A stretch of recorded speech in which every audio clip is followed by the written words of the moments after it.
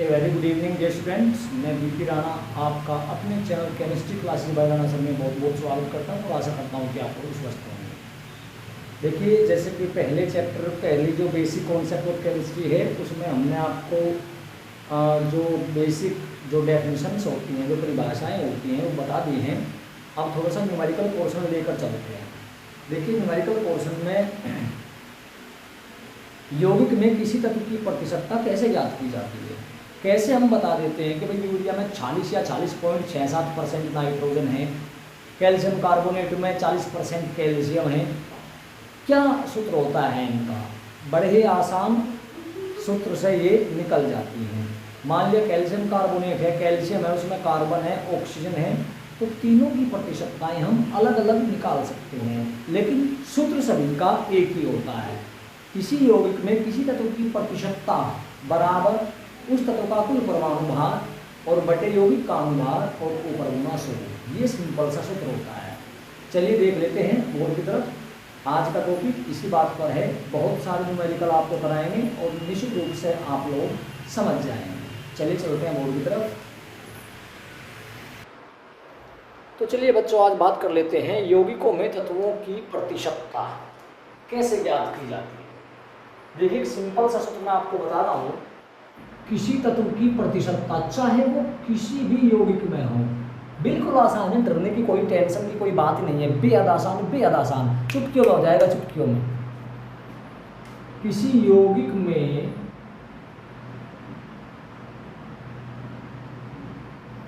किसी तत्व की, केवल तत्व लिख देता हूं, तत्व की प्रतिशतता साइन बना देता हूं बस, बराबर उस यौगिक में उस तत्व का, यौगिक में लिख लो बल्कि ज़्यादा अच्छा रहेगा,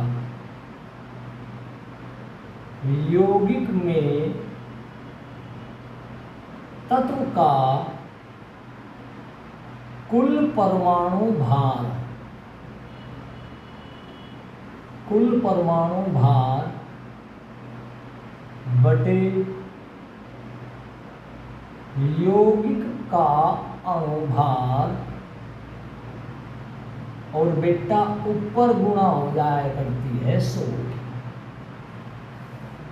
बोल आ रहा होगा शायद, नहीं, हाँ आ रहा है। तो किसी भी यौगिक में किसी भी तत्व की अगर प्रतिशतता निकालनी है तो उसका एक सिंपल सा सूत्र है, एक सेकंड सुन जाइए।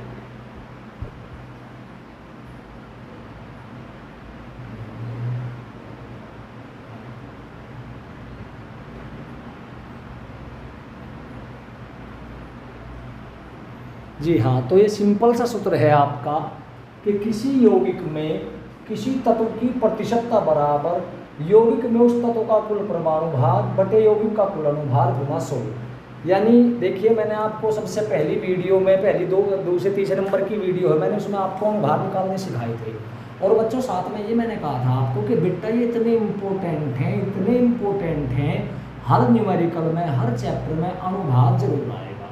अगर किसी बच्चे ने ना देखी हो, नया कोई बच्चा हो, तो पहले वो अनुभार निकालने वाली वीडियो देख ले, उसके बाद में ये आएगा। 1 से 30 तक के मैंने आपको परमाणु क्रमांक याद करने के लिए दिए थे कि 1 से 30 तक के परमाणु क्रमांक, आप परमाणु क्रमांक और द्रव्यमान संख्याएं याद कर लीजिएगा। चलिए तो आगे बढ़ते हैं। जैसे एग्जाम्पल लेते हैं, जैसे पहला एग्जाम्पल, कोई हमसे पूछता है कि कैल्शियम कार्बोनेट CaCO3 में सभी तत्वों की प्रतिशतताएं ज्ञात कीजिए। न्यूमेरिकल हमारा ये है, ठीक है जी। चलिए, तो इसके लिए सबसे पहले हमें आवश्यकता है कैल्शियम कार्बोनेट के अनुभार की। कैसे हल होगा बेटा कैल्शियम कार्बोनेट CaCO3 का अनुभार कितना होता है जी? चलिए जोड़ के देखते हैं। कैल्शियम का कितना होता है? कैल्शियम का 40, कार्बन का 12, ऑक्सीजन का 16 होता है, परमाणु है 3, तो 16 3 48, टोटल हो गया ये 100। कैल्शियम कार्बोनेट का अनुभार होता है 100, क्योंकि इसकी हमें आवश्यकता पड़ने वाली है। चलिए आगे बढ़ते हैं। अब सबसे पहला हम कैल्शियम की प्रतिशतता ज्ञात करें। कैल्शियम की प्रतिशतता शब्दों में लिख लो, बल्कि पहले की प्रतिशतता, और ये इतना बड़ा ना लिख के ऐसा लिख दो तो ज्यादा बढ़िया है, CA परसेंटेज, ये ज्यादा बढ़िया रहेगा। तो इसमें क्या करना है, वही यौगिक में तत्व का कुल परमाणु भार, यानी कैल्शियम का कुल परमाणु भार बटे कैल्शियम कार्बोनेट का अणुभार और गुणा 100। तो चलिए निकालते हैं। कैल्शियम की प्रतिशतता बराबर, ये देखो बेटा, कैल्शियम कार्बोनेट में Ca, कैल्शियम में कितने परमाणु हैं, एक परमाणु है, एक का परमाणु भार कितना 40, बटे कैल्शियम कार्बोनेट का अनुभार निकाला कितना 100, और ऊपर गुणा 100, कैंसिल बराबर कैल्शियम आ गया 40%। हालांकि ये इसका अनुभार ही 100 है, तो 100 से 100 कट जाएगा, हर न्यूमेरिकल में ऐसा नहीं होगा। चलिए अब बात करते हैं कार्बन की प्रतिशतता। कैल्शियम कार्बोनेट में कार्बन कितने हैं, एक का परमाणु भार 12, बटे कैल्शियम कार्बोनेट का अनुभार 100 और गुणा 100, कैंसिल बराबर 12%। अब रह गया ऑक्सीजन। ऑक्सीजन निकालने के दो तरीके हैं, पहला यही दिखा देता हूं। ऑक्सीजन परसेंटेज बराबर, ये देखो कैल्शियम कार्बोनेट में ऑक्सीजन का कुल कितना परमाणु भार सम्मिलित है। आपको पता है O के कितने परमाणु है, इसमें 3, एक का होता है 16, तो 16 थी 48, यानी 48 परमाणु भार ऑक्सीजन का कैल्शियम कार्बोनेट में है।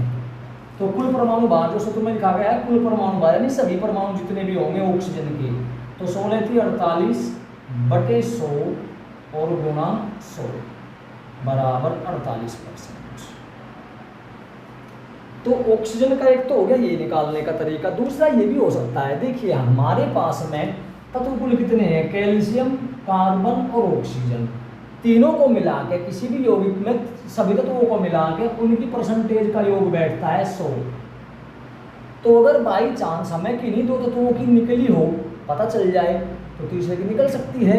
यानी अगर हम देखें ऑक्सीजन परसेंटेज बराबर 100, और ये बजा के माइनस में चले जाएंगे, minus calcium plus carbon, board आ रहा है क्या, हाँ आ रहा है, calcium plus carbon 100 minus calcium की परसेंटेज कितनी आई 40, कार्बन की कितनी आई 12, 40 और 12 52, तो 100 माइनस 52 बराबर 48%। और ये हर एक में लागू होगा, और ये केवल ऑक्सीजन पर ही लागू नहीं होता बेटा, ये 52 है यहाँ पे, ऑक्सीजन पर ही लागू नहीं होता, ये सभी पे लागू होता है। बाई चांस आप इसमें से कैल्शियम कार्बोनेट CaCO3,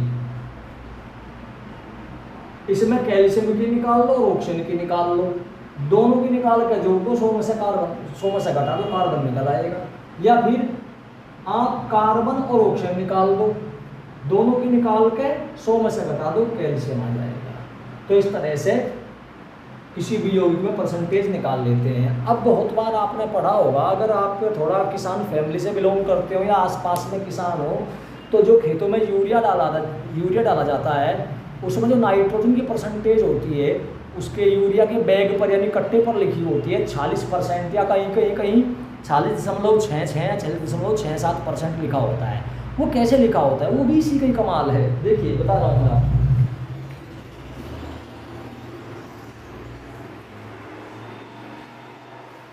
बड़े आसान है यार, कोई टेंशन नहीं है, बिल्कुल आप आसानी से सीख सकते हैं। और सीखना जरूरी है, सीखना पड़ेगा। क्यों? क्योंकि इसी आधार पे आगे आएंगे मूलानुपाती और अणुसूत्र। सवाल है हमारे पास में कि यूरिया में सभी तत्वों की प्रतिशतताएं ज्ञात करो। अब आप लोग ये सोचोगे कि पहले तो सूत्र लिखा था CaCO3, अब की बार शब्द लिख दिया। भैया पहले वाले में जो CaCO3 लिखा था हमने सूत्र, उसकी जगह आपको कैल्शियम कार्बोनेट, चूना पत्थर, संगमरमर, खड़िया, चौक कुछ भी दे सकता है। तो इन चीज़ों का ध्यान रखना। तो यूरिया दिया तो सबसे पहला काम है हमारा, जब आंसर निकालें करेंगे तो बेटा सबसे पहला यूरिया का सूत्र लिखो। तो आपको पता होगा कि यूरिया का जो सूत्र होता है वो होता है आपका NH2CONH2। बहुत से राइटर ऐसे भी लिख लेते हैं कि NH2 दो बार आ रहा है, तो NH2 ट्वाइस CO, और ऐसे भी लिख देते हैं NH2 single bond CO single bond NH2। ये बीच में सिंगल बॉन्ड है, ये वाला भी और ये वाला। तो इसमें तत्व कौन कौन से हुए जी? नाइट्रोजन है, हाइड्रोजन है, कार्बन है और ऑक्सीजन है। 4 तत्व हैं।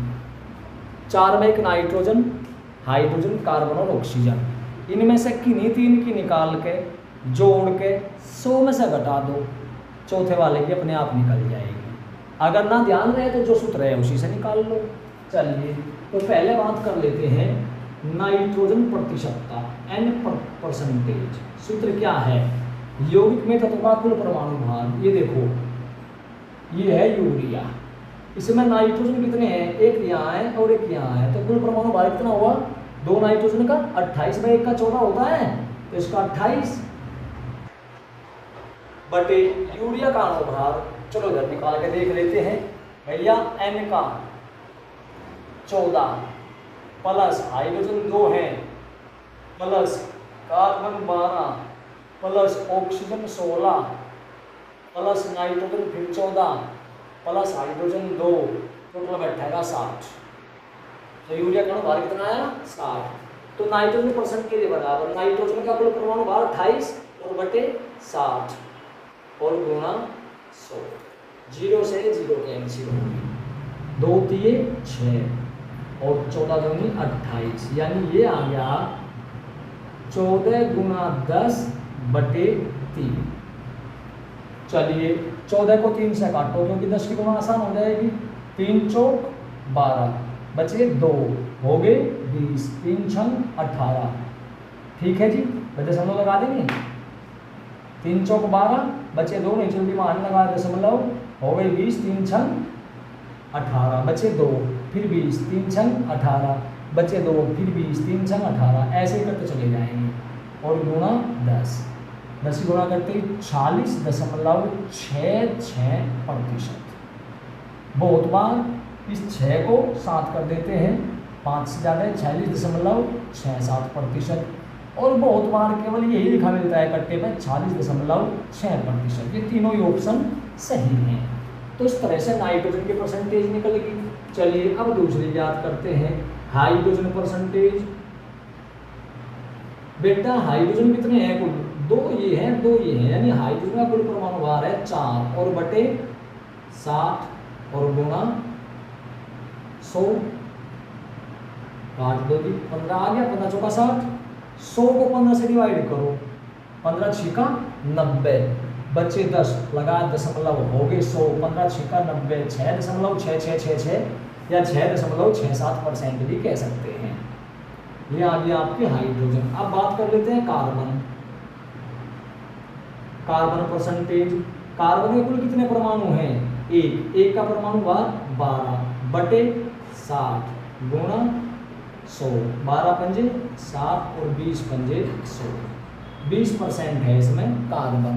और ऑक्सीजन निकालने के लिए नाइट्रोजन, हाइड्रोजन, कार्बन को जोड़ के 100 में से घटा दो, या इसी सूत्र से निकालना चाहते हो बोर्ड पे आ जाएगा क्या?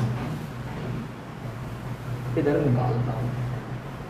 नंबर 4, ऑक्सीजन परसेंटेज बराबर ऑक्सीजन के कुल कितने परमाणु? 1, 16 बटे 60 गुणा 100। तो 4 चौक 16 और 15 चौका 60। अब वो आपको पता है 100 को 15 से डिवाइड करें कितना आएगा, बराबर 4 गुना 15 छिका 90, 15 छिका 90, 15 छिका 90, 6.66 बराबर 4 छिकी 24, 2 4 छिकी 24 तो 26, 2 4 छिकी 24 तो 26, 26.64%। अब इन चारों को अगर जोड़ के देखोगे आप तो ये चारों की चारों 100 बैठेंगी। तो इस तरह से किसी भी यौगिक में आप विभिन्न तत्वों की प्रतिशत मात्राएं ज्ञात कर सकते हैं। चलिए थोड़ा आगे बढ़ते हैं।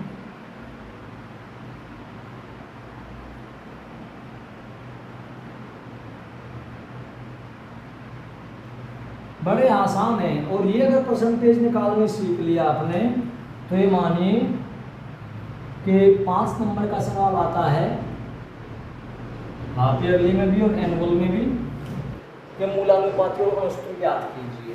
चलिए अगला सवाल देख लेते हैं।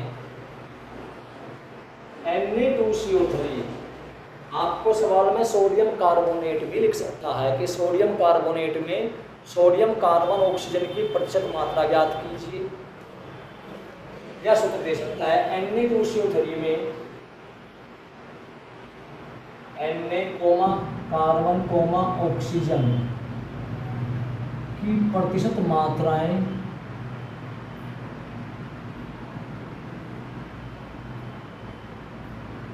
ज्ञात कीजिए।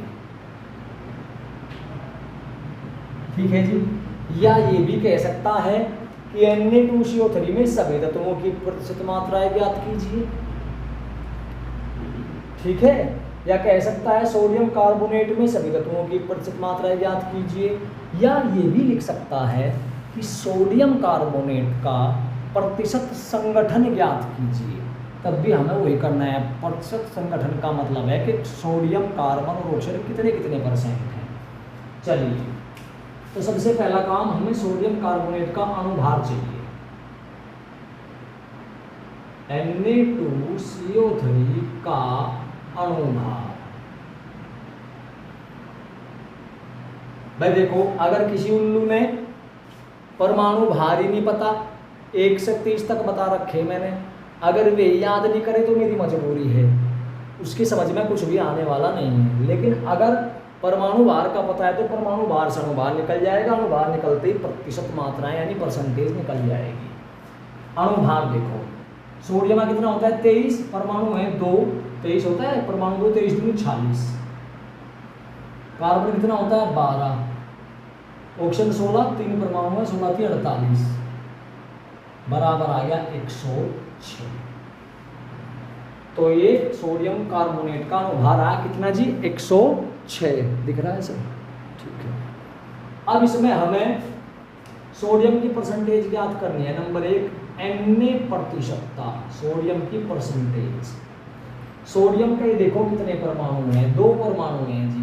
एक का होता है 23 तो 2 का हो गया 46, 46 बटे सोडियम कार्बोनेट का अणुभार कितना, सूत्र हर एक में यही लगना है, हर एक में 106 और गुणा 100। ये आपका 23 आ गया, 23 गुना 40, ये आ गया आपका 53, यानी 2300 और बटे 53। चलिए मोबाइल से कर लेते हैं क्योंकि थोड़ी हार्ड भी है कैलकुलेशन और दूसरी बात ये है कि टाइम भी वेस्ट होगा, दोनों ही चीज़ें बच जाएंगी। 2300 डिवाइडेड 53 तो ये आ गया 43.396, 43.396, या कह सकते हैं 43.6 है, ये तो 9 से मर जाएगा कि 43.4%। ये तो आ गई थी सोडियम की। अब बात कर लेते हैं दूसरा कार्बन की प्रतिशतता,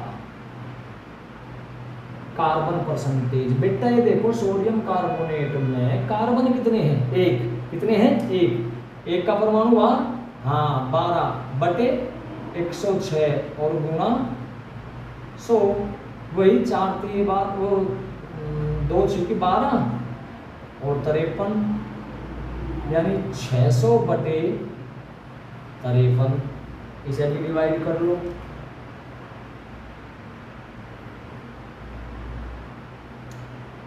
600 डिवाइडेड 53, ये आ गया 11.32%। 11.32%। अब रह गया अकेला ऑक्सीजन। ऑक्सीजन कितने हैं? 3 है। एक का 16 तो 16 थी 48 बटे 106 और गुना 100, यानी 48 गुना 100 बटे 106। चलिए 48 को डिवाइड कर लो, या तो वही 2 से कर लो, 24 बटे 53 आ जाएगा, वही सिस्टम। 48 डिवाइडेड 106, 106.4528, 0.4528 और गुणा ये 100। अब की बार हमने क्या किया, डायरेक्ट 48 को 106 से भाग दे दिया, तो यह जाएगा 45.28, या कह दीजिएगा 45.3%। अब ऑक्सीजन वाला दूसरा भी है, और केवल ऑक्सीजन पर ही नहीं, वो सब पर लागू होता है। अगर मान लिया 5 तत्व हैं, 4 की परसेंटेज निकालो, जोड़ करके 100 में से घटा दो, 5 वाला अपने आप निकल जाएगा। तो दूसरा तरीका क्या है ऑक्सीजन का? बोर्ड आ जाए क्या? हाँ, आ जाएगा। दूसरा ऑप्शन है ऑक्सीजन परसेंटेज बराबर 100 माइनस कौन कौन है, Na और carbon, Na percentage plus carbon percentage, यानी 100 माइनस Na कितनी आई थी 43.4, कार्बन कितना 11.32, 11.32, जो लोग दोनों को जोड़ दो 43 और 11 54 और लगभग 55, मानो 55 और 45, वही आ जाएगा 45.3। तो इस तरह के न्यूमेरिकल आपके बोर्ड में हाफ ईयरली में पूछ लिए जाते हैं। चलिए, अब कभी कभार क्या होता है कि कुछ यौगिकों में जल के अणु सम्मिलित रहते हैं और उनमें पूरे अणु का ही पूछ लिया जाता है कि पूरे अणु की परसेंटेज ज्ञात कीजिए। चलिए उसके बारे में बताते हैं और फिर लेंगे कुछ किताब के न्यूमेरिकल्स।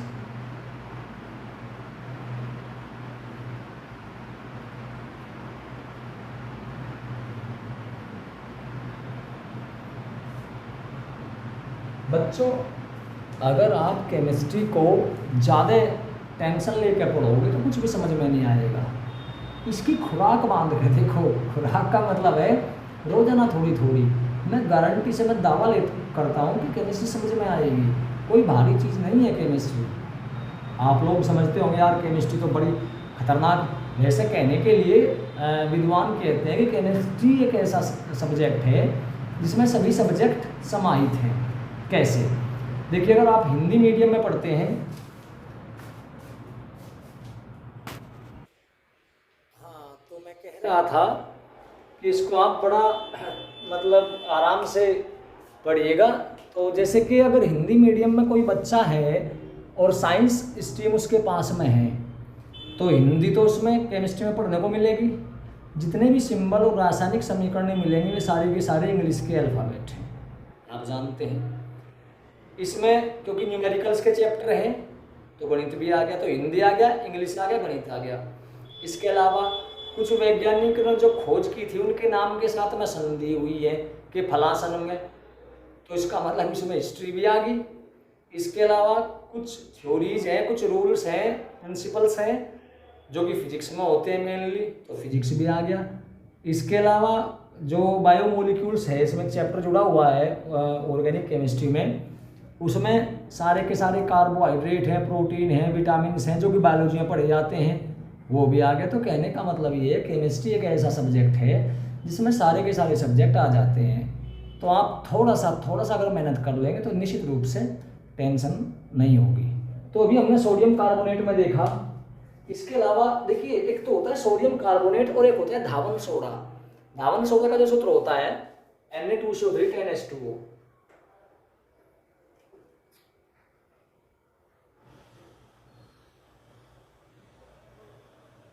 Na2CO3 into 10H2O में सभी तत्वों सभी तत्वों की प्रतिशतताएं तथा जल H2O की प्रतिशतता ज्ञात करो। ध्यान दीजिए, अब थोड़ा न्यूमेरिकल ये अलग हो जाता है। जो सोडियम कार्बोनेट में Na यानी सोडियम कार्बन और ऑक्सीजन की पहले परसेंटेज आई थी, अब वो नहीं आएगी, क्योंकि अब सूत्र में जल के जब 10 अणु को जुड़ गए तो इनका तो बाहर कैलकुलेट होगा। दिख रहा है स्पष्ट? तो सबसे पहला काम देखिए, Na2CO3 इंटू 10H2O का अणुभार।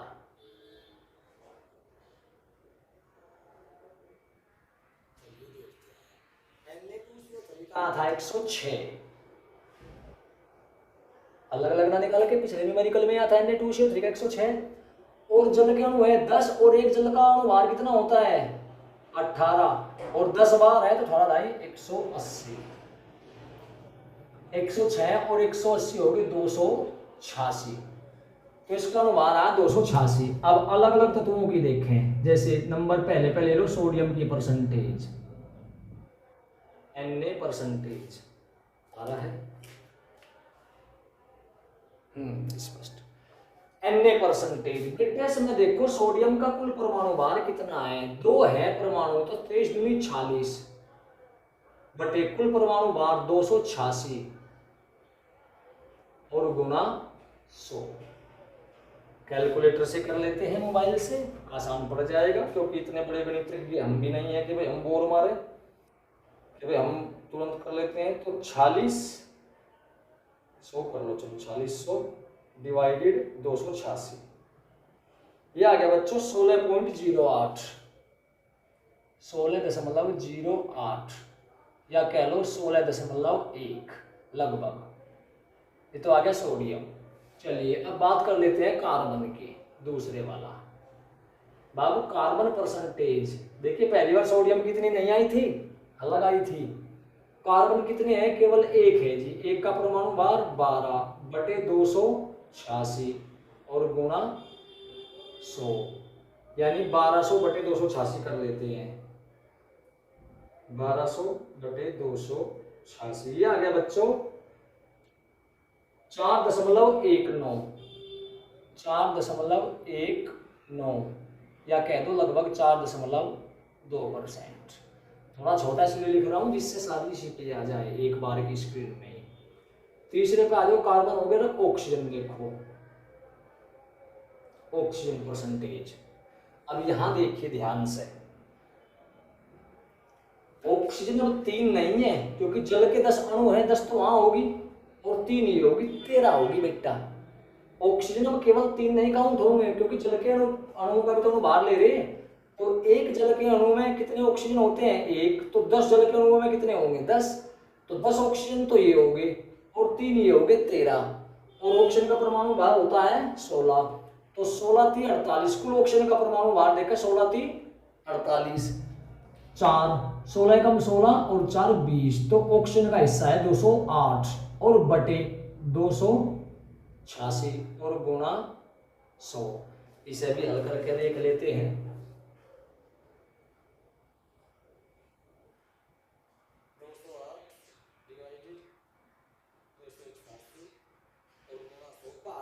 मतलब 72%, 72.72%।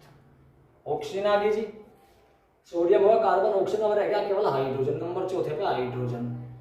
हाइड्रोजन परसेंटेज निकालने के लिए आपके पास में ऑप्शन है, इन तीनों को जोड़ लो और 100 में से घटा दो, या फिर वही सूत्र लगाओ कि हाइड्रोजन का कुल कितना परमाणु भार है। ध्यान दीजिए, जल के है कितने अणु 10, एक अणु में कितने हाइड्रोजन 2, तो 10 अणुओं में कितने हो जाएंगे 20, यानी 20 हाइड्रोजन का परमाणु भार कितना 20 ही होगा।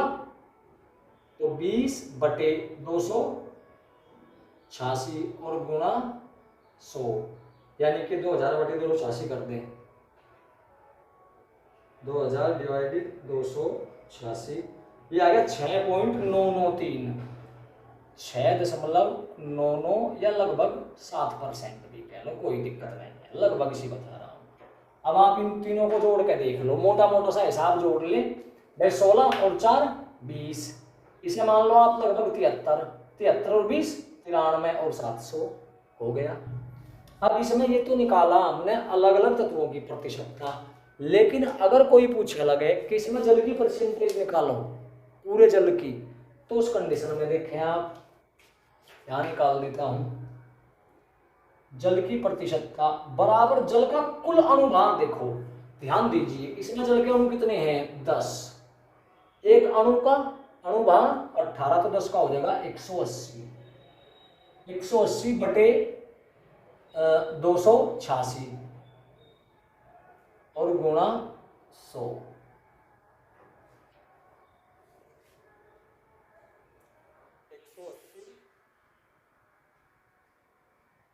गुणा 100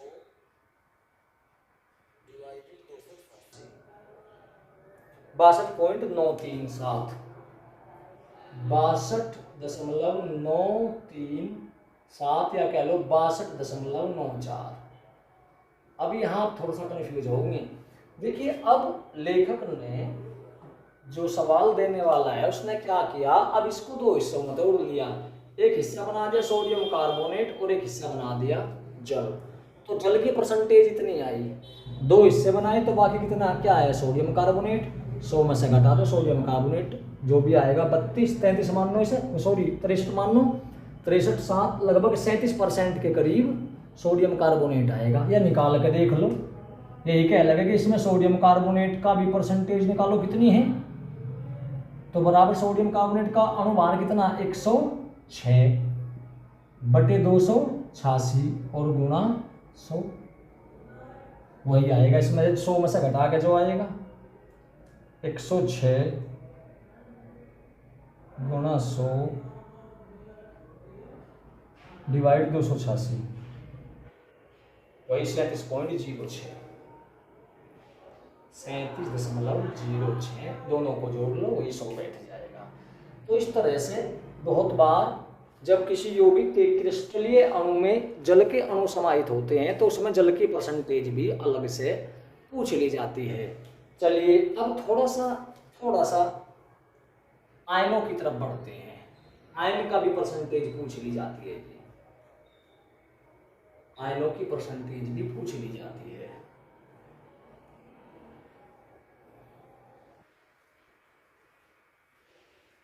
जैसे कि मान लिया एक क्वेश्चन लेता हूं, कैल्शियम कार्बोनेट में ले लो, कैल्शियम कार्बोनेट में कैल्शियम आयनों तथा कार्बोनेट आयनों, कार्बोनेट आयन होते हैं CO3 2 नेगेटिव, आयनों की प्रतिशतताएं ज्ञात कीजिए।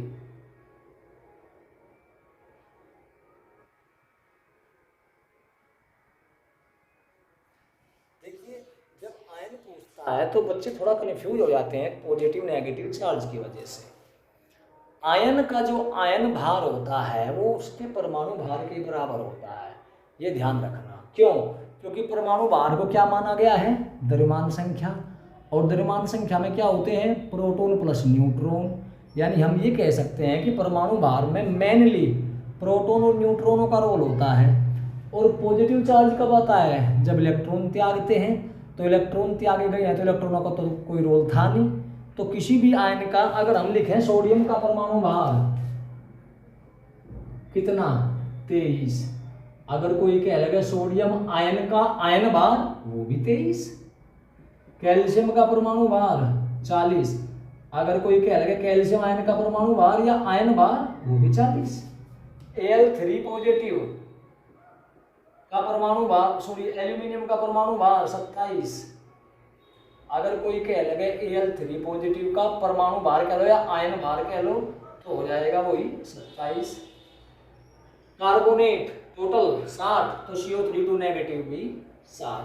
तो इसमें ज्यादा कोई बड़ी बात नहीं है, वही है बस। तो CaCO3 का अणुभार कितना होता है का अणुभार वो होता है जी आपका 100, और इसमें Ca2 पॉजिटिव का परमाणु भार, जिसे अब कह देंगे आयन भार, क्योंकि आयन है ना ये, वैसे परमाणु भार के बराबर होना है 40, और इसमें CO3 2 नेगेटिव का आयन भार कितना होगा, अरे 16 3 48 और 12 60। अब निकाल दो Ca2 पॉजिटिव की प्रतिशतता बराबर इसका आयन भार कितना 40/100 गुणा 100 बराबर 40। क्योंकि यौगिक को कितने भागों में तोड़ा है, 2 भागों में, कैल्शियम और कार्बोनेट। तो कैल्शियम कितना 40, कार्बोनेट कितना आएगा 100, सॉरी 60, 100 में से घटा दो। दूसरा CO3 2 नेगेटिव की प्रतिशतता बराबर इसका आयन भार कितना 60/100 और गुणा में भी 100 कैंसिल बराबर 60%। तो इस तरह से आयनों की परसेंटेज भी ज्ञात की जा सकती है। चलिए आगे बढ़ते हैं और आगे कुछ न्यूमेरिकल्स देखते हैं।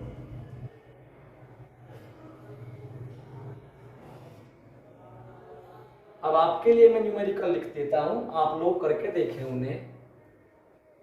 नौसादर NH4Cl, क्या कहते हैं इसको सामान्य भाषा में, नौसादर, और वैसा नाम है इसका अमोनियम क्लोराइड। अमोनियम क्लोराइड में नाइट्रोजन, हाइड्रोजन व क्लोरीन की प्रतिशतताएं, पहला तो ये हो गया नाइट्रोजन, हाइड्रोजन और क्लोरीन, और दूसरा हो गया अमोनियम आयनों की प्रतिशत, अमोनियम आयनों की प्रतिशत मात्रा ज्ञात कीजिए। एक सवाल हो गया, इसे आप नोट कर लेंगे। तब मैं अगला सवाल ले लेता हूं, बड़ा अच्छा सवाल है सवाल, तो तब तक आप बता सकते हैं इसको। PS अच्छा अमोनियम और आपका ये है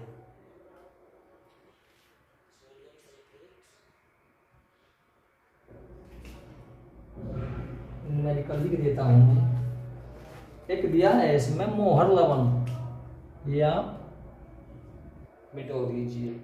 मोहर लवण सुना होगा आपने, फेरस अमोनियम सल्फेट को ही मोहर लवण कहते हैं बेटा।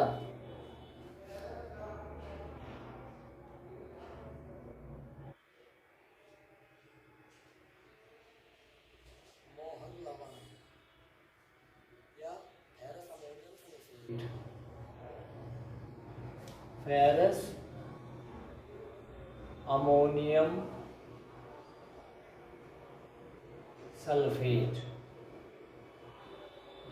सूत्र होता है, ब्रैकेट में लिख दूं, FeSO4 into NH4 twice SO4 into 6H2O, 6 जल के अणु आ रहा क्या बोर्ड पे, हाँ स्पष्ट है, 6H2O में। अब देखो इसमें बहुत सारे सवाल बन सकते हैं जी, मैं आपको बताऊं, जैसे कि में Fe iron, S sulphur, O oxygen, N nitrogen, H hydrogen और सल्फरो, इसमें भी H है। इन 5 तत्वों की प्रतिशत मात्रा ज्ञात कीजिए, की प्रतिशतता। एक सवाल हो गया जी। दूसरा कह सकता है इसमें कि मोहर लवण में ferrous sulphate FeSO4 comma ammonium sulphate NH4 twice SO4 comma जल H2O की प्रतिशतताएं ज्ञात कीजिए। 3 ये हो गए 3 अलग अलग यौगिक। इसके अलावा कह सकता है कि इसमें आप अमोनियम आयनों NH4 पॉजिटिव ये आयन है और सल्फेट आयनों SO4 2 नेगेटिव की प्रतिशत मात्राएं ज्ञात कीजिए। तो कई तरह से ये सवाल आपका बन जाता है। अब 1 बाय 1 करके इसको देख लेते हैं जी। चलिए और पे यहाँ लिख देता हूँ इस लाइन को। मैं Fe आ रहा होगा ना, Fe SONH और जी आपका FeSO4 और जी आपका NH4 ट्वाइस SO4 कोमा लगा के H2O कोमा लगा के SO4 आयन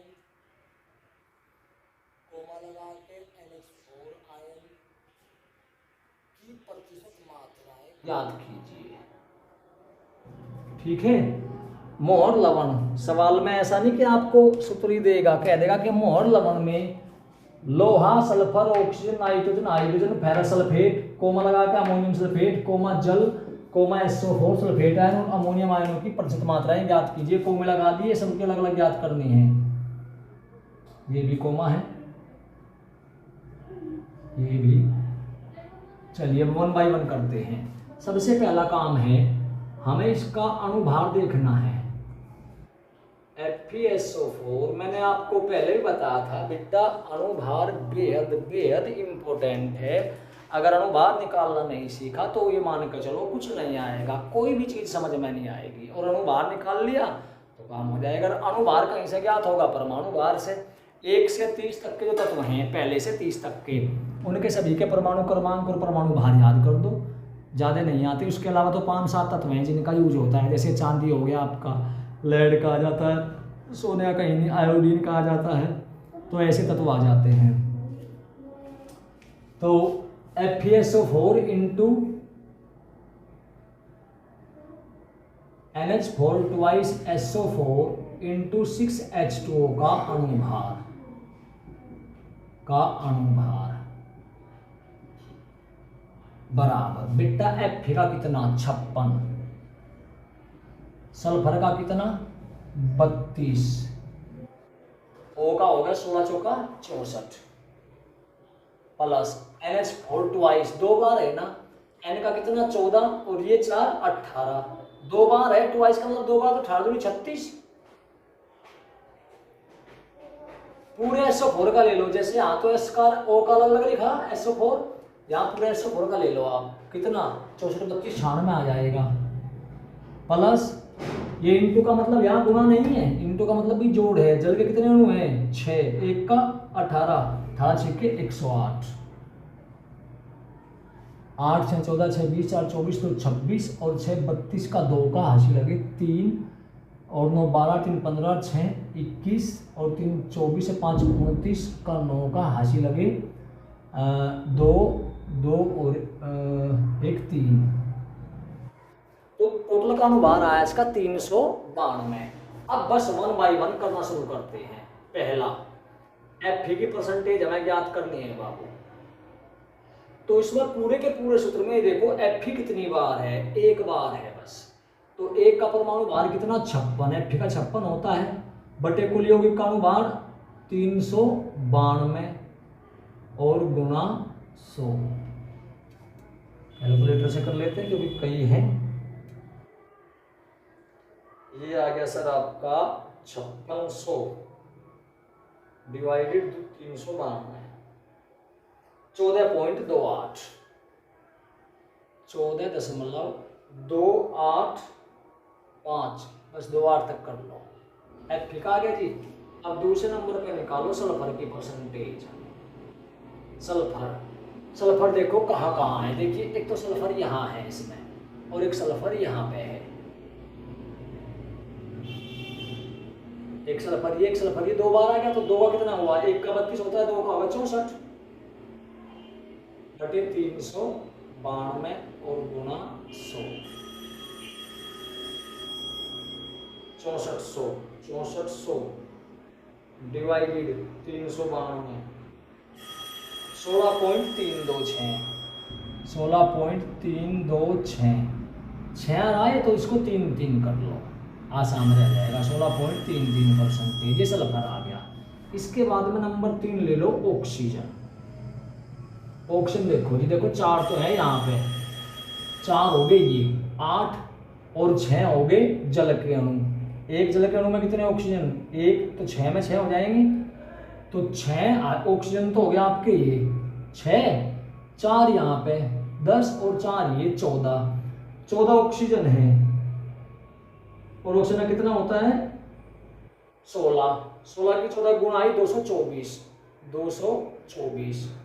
गुणा 100/392, तो 224 को गुणा 100/392 बराबर आ गया 57.14%।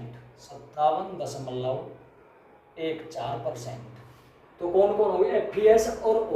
अब आ जाओ नाइट्रोजन। नाइट्रोजन कितनी बार है भैया, 2 बार है। NH4 ट्वाइस है ना बेटा, NH4 ट्वाइस का मतलब क्या है कि NH4 और NH4 2 बार है। इसको तो क्या लिखते हैं ट्वाइस। तो नाइट्रोजन कितने हुए आपके 2, 1 का परमाणु भार 28, 2 का हो जाएगा 56। तो नाइट्रोजन परसेंटेज बराबर 56 गुणा 100/अनुभार 392 आ रहा क्या, और हाँ बस यही आएगा। तो 56 गुणा 5600 कर लो डायरेक्टली, 5600 डिवाइडेड 392, ये आ गया 14.285। 14.285, बस 28 तक कर लो। ये नाइट्रोजन भी निकल गया जी। अब ले लो hydrogen percentage, H percentage. H देखो कितने हैं टोटल, NH4 ट्वाइस 4 दूनी 8 तो ये हो गए, और 6 दूनी 12 हो गए जल में, 6 दूनी 12 और 8 20 हाइड्रोजन का अनुभार 20/392 और गुणा 100 20 2000/392। ये आ गया आपका गुणा हुई डिवाइड 392, 5.1%। 5.1%। अब कौन रह गया, Fe भी आ गया, सल्फर भी आ गया, ऑक्सीजन भी आ गया, नाइट्रोजन, हाइड्रोजन, सल्फर, ऑक्सीजन सब आ गए। क्योंकि इसमें कितने तत्व हैं अलग अलग, 5 हैं, तो 5 भी निकल गई। अब अगर आप मोटा मोटा सा हिसाब जोड़ के देखो तो 100 ही बैठेगा ये। वैसे 14 मान लो, इसे 16 और 14 30, इसे मान लो टोटल को 58, 57.1 चाहिए छोड़ रखे हमने, तो 58 और 30 88, 88 और 14, अरे गड़बड़ हो गई भाई, 14 और 16 30 और 58 88, गड़बड़ बैठ रहा है कैलकुलेशन में। Fe आ गया, सल्फर आ गया, ऑक्सीजन 4 ये 8 और 6 ये 14, और 14 6 84, ऐसे लगे 8 14 1 14 8 22 392। ऑक्सीजन ज़्यादा तो नहीं आ रहा, सल्फर आपका केवल 2 बार है, नाइट्रोजन आपका 2 बार। नाइट्रोजन में गड़बड़ हो रही है, इसको ठीक करना पड़ेगा। नाइट्रोजन के परमाणु कितने हैं 2, एक का होता है 14, 2 का 28 बैठेगा, यानी ये 7.14 बैठेगा। करके 2 परमाणु है नाइट्रोजन के, तो 2800 डिवाइडेड 392, 7.14%। चलिए जोड़ के देखते हैं। तो 16 और 14 30 और 58, ये मान लो 30 और 58 88 और 7 95 और 5 100, लगभग इसी 100 से एक आध पॉइंट ऊपर आ जाओ या 100 से कम रह जाओ, 100 ही माना जाएगा। तो ये तो होगी अलग अलग तत्वों की।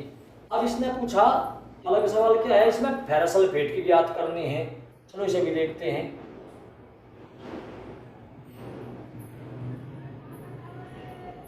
FeSO4 की परसेंटेज कितनी बैठेगी? पूरे FeSO4 का बाहर लो, सल्फेट का कितना होता है 96, Fe का 56, सल्फेट पूरा SO4 होता है 96 और 56 152 गुणा 100 और बटे टोटल अनुभार 392।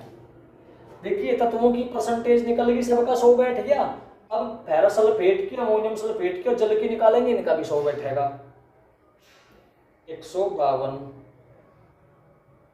392 गुना 100 38.77%, 38.77%। अब अमोनियम सल्फेट की परसेंटेज निकालें, NH4 ट्वाइस SO4 भाई 14 4 18 दूनी 36, 14 नाइट्रोजन हो गया और 4 हाइड्रोजन 18, दो बार है 36 और 96 132 बैठे, 132 बटे कुल अनुभार 392 गुणा 100, इसे भी कर लो जी। 132 392 33.67, 33.67। अब अगर जल को करो तो 38 और इसे जोड़ लो, 33 ये 39 मान लो, इसे 34 मान लो, 39 और 34 कितने बैठ गए आपके 73, लगभग 27% के आसपास में ये जल निकलेगा। तो जल की परसेंटेज, जल का कुल अनुभार कितना है? जल का अनुभार 18, 6 अणु है, 18 छिक्का 108 बटे 392 और गुणा 100। तो इसे भी करके देखो, 108 डिवाइडेड 392 गुणा 100 27.55। तीनों को जोड़ के देख लो, लगभग 100 आ जाएगा। तो ये हो गया आपका अलग अलग यौगिक का। अब रह गया आपका आयनों का, सल्फेट और अमोनियम आयन। थोड़ा सा कैमरे को थोड़ा सा नीचे कर लूं, जिससे मिटोना नहीं पड़ने का, फिर क्लियर नहीं करना पड़ने का। ये बस आपका न्यूमेरिकल भी आ जाएगा। ये रहा।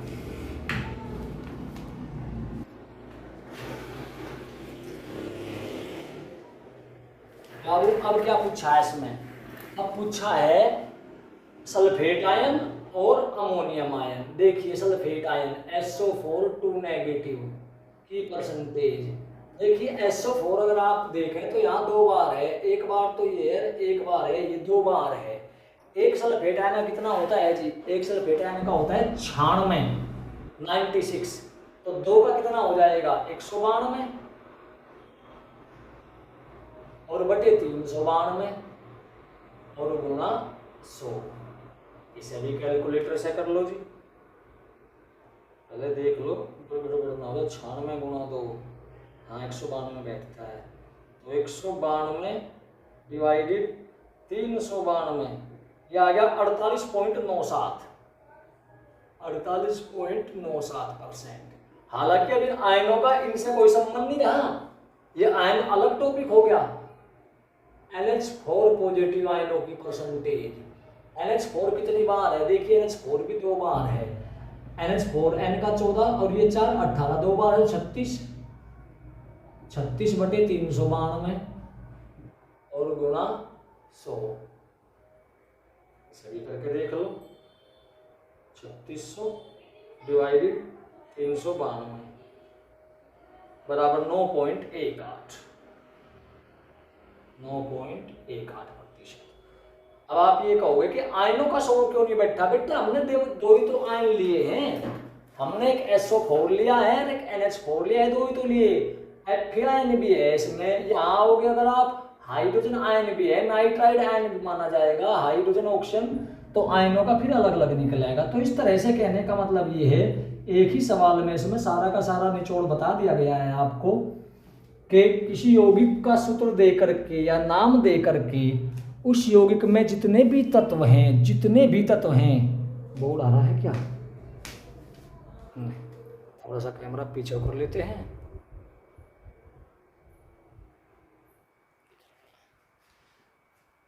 तो कहने का मतलब ये है कि आपको यौगिक का नाम दे देगा कि मोहर लवण में भिन्न भिन्न तत्वों की प्रतिशत मात्रा ज्ञात कीजिए, या मोहर लवण का प्रतिशत संगठन ज्ञात कीजिए।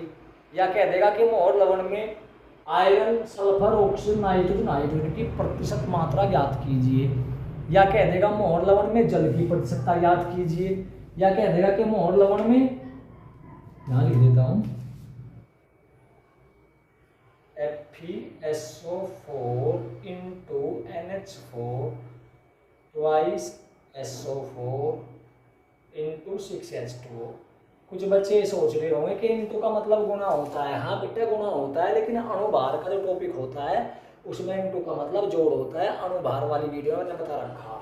तो कह देगा मोहर लवण में FeSO, नाइट्रोजन, हाइड्रोजन, इन अलग अलग तत्वों की परसेंटेज ज्ञात कीजिए। एक हो गया। दूसरा कह देगा कि मोहर लवण में फेरस सल्फेट की परसेंटेज, अमोनियम सल्फेट की परसेंटेज और जल की परसेंटेज ज्ञात कीजिए। 2 सवाल हो गए। तीसरा कह देगा फेरस सल्फेट में Fe2 positive ion, sulphate ion SO4 2 negative, ammonium ion NH4 2 positive, मतलब आयनों की परसेंटेज ज्ञात कीजिए। तो कई तरह से सवाल आपसे पूछ सकता है। तो सबसे पहला काम आपका ये है कि आप अणुभार निकालना सीख जाएं। अगर अणुभार निकालना सीख गए तो ये न्यूमेरिकल चुटकियों का खेल है। और क्योंकि इससे अगला जो टॉपिक चलेगा वो चलेगा मूलानुपाती सूत्र का और अणुसूत्र का, उसमें भी अणुभार का ही रोल है। बेटा मैंने आपको बताया था पहली वीडियो में भी कि अणुभार इतना इंपॉर्टेंट टॉपिक है कि केमिस्ट्री का कोई चैप्टर नहीं मिलेगा आपको जिसमें अणुभार का यूज ना होता हो। कोई न्यूमेरिकल ऐसा नहीं मिलेगा जो अणुभार के अलावा हल हो जाए अणुभार के बिना। तो बेहद इंपॉर्टेंट चीज़ है ये अणुभार। और अणुभार याद करने के लिए मैंने पिछली वीडियो में आपको परमाणु भार नोट किए करवाए हुए हैं। तो ये परमाणु भार आप याद कर लो, 1 से 30 तक के याद कर लो। बताओ इनमें 1 से 30 तक का कहीं आया अलग आया क्या? Fe कितना होता है? 26, sulphur 16, oxygen 8, nitrogen 14, hydrogen 1, sulphur 16, वही है सारे के सारे। ऑक्सीजन सल्फर 16 हो गया, ऑक्सीजन 8 हो गया, हाइड्रोजन 1, ऑक्सीजन 16 आया तो नहीं? इसमें तो 16 से ऊपर ही नहीं आया, बस एक आया कौन? Fe 26। तो कहने का मतलब ये है कि परमाणु भार आप याद कर लीजिए, उन्हीं से सब कुछ होने वाला है। परमाणु भार याद कर लोगे तो अणुभार निकल जाएगा, अणुभार निकल जाएगा तो ये हो जाएगा। अगली चीज आप सोचोगे कि यार हमें अगर मान लिया सवाल में दे दे मोहर लवण या लिखा मिल जाए फेरस अमोनियम सल्फेट, तब क्या करेंगे? आगे बढ़ते रहिए, आपको पता चलेगा कि इसका नाम फेरस अमोनियम सल्फेट ही क्यों है। तो धीरे धीरे सीखोगे, एक दिन में सीखोगे तो मर जाओगे। तो आशा करता हूँ कि आपको वीडियो पसंद आया होगा। अगर वीडियो पसंद आया हो तो वीडियो को लाइक और शेयर करना न भूलिए। और अगर समझ में आई हो तो चैनल को सब्सक्राइब कर लीजिए। नहीं आया हो कोई दिक्कत नहीं है, आनंद लीजिए। जय हिंद, जय भारत।